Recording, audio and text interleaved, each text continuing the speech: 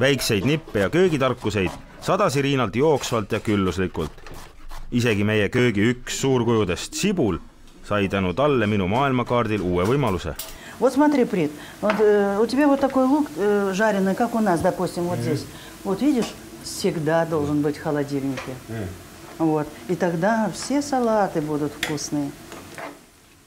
Tark paneb tähele, võtab kaasa, aga ei klammerdu. Või siis Hando Runneli sõnade järgi korjab kirbusita teelt. Selle hais ei hakka ninna, kusagil võib tarvis minna.